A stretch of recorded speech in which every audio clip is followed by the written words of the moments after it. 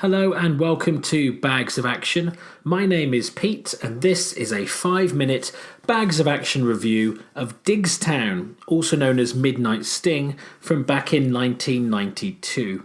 The UK release for this film was called Midnight Sting, which is what I saw it as, but these days it's usually known by its name Diggstown, which is what it's called most of the rest of the world. So, this is an IMDb description that's rather long because it's from back before IMDb descriptions existed. Gabriel Caine has just been released from prison when he sets up a bet with a businessman. This businessman owns most of a boxing-mad town called Diggstown. The bet is that Gabe can find a boxer that will knock out 10 Diggstown men in a boxing ring within 24 hours. Honey Roy Palmer is that man, although at 48, many say he is too old. So it's a brilliant premise, an ex-con setting up this hustle involving an ageing boxer. It was directed by Michael Ritchie, who did The Golden Child and also both of the Fletch movies. And it's based on a Leonard Wise novel, Diggstown Ringers, and the screenplay was adapted by Stephen Mackay, who also did Hard to Kill, the Steven Seagal movie, and Darkman 2, The Return of Durant. So, ex-convict Gabriel Caine is played by James Woods, Honey Roy Palmer, the boxer, is Lou Gossett Jr, and the businessman who owns the town is played by Bruce Dern. So straight away, 3 heavyweight actors. Others in the cast are just as good. People like Oliver Platt, Randall Tex Cobb, who you may know from Blind Fury, and an early role for Heather Graham and also Jim Caviezel. Now, I saw this when it came out on VHS video and rented it. I liked it enough at the time to then later buy an ex-rental copy about a year or so later, and I used to watch this film a lot. I haven't seen it in some time, so I thought now was the time to give it another look.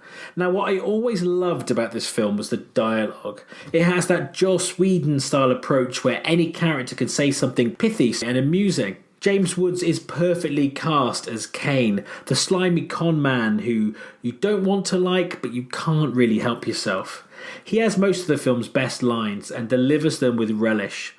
It helps that many of these exchanges take place between him and Bruce Dern or Gossett Jr, as in the hands of lesser actors, maybe they wouldn't have landed quite so well. Much of this great dialogue centres on cons and hustles, and some of the put-downs are the best I've heard on screen ever. Watching this film 28 years later, it does make you notice some of the flaws which I didn't actually see years ago. Gossett Jr isn't really that believable in the boxing scenes, especially when you compare it to other boxing movies. Yes, he's playing an old guy coming out of retirement, but you still don't quite buy it. But even though much of the film is set during the ongoing series of bouts, in many ways the boxing is secondary to the battle of wits that is taking place between Caine and his team of people and Bruce Dern's character and his.